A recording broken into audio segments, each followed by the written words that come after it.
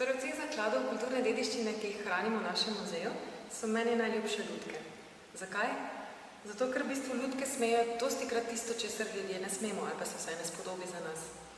Z menoj je Jurček, to je lutka iz druge svetovne vojne, iz partizanskega lutkovnega gledališča, s katerim so po letu 1944 gostovali po osvobojenem ozemlju Slovenije. Jurček je bil glavni lik v lutkovni predstavi Jurček in trije razbojniki, ki je služila kot razvedrilo in nekako predebatiranje aktualnih takratnih političnih dogajanj.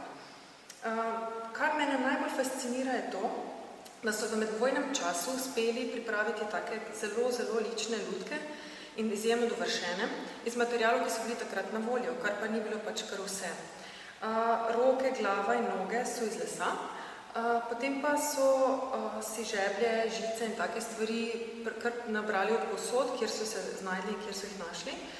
Najbolj zanimivo mi je to, da so po barve šli v Trst, oblačila pa so v različnih barvah, zato ker so dobili material za to iz padalske svile. Padalska svila je bila v bistvu ostanek padalk, s katerimi so zavezniške sile pošiljale pomoč na naša ozemlja med drugo svetovno vojno. In niso ga uporabljali zgolj samo za lutke, temveč za marsikaj, vse, kar so se pač znajdli.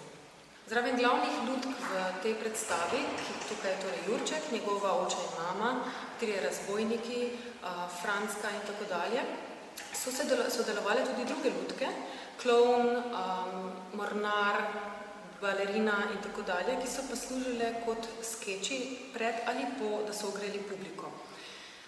Kot kaže, so torej te lutke takrat med drugo svetovno vojno počele natanko to, kar odrasli niso smeli. Malce parodijsko so se pozabavale iz težke situacije in dvigovale moralo ter razvedritev ljudstvu po Sloveniji. Lutke so pri nas od leta 1953, od takrat naprej domujejo v našem muzeju in jih imamo spravljene takole v njihovi posebni hiškici.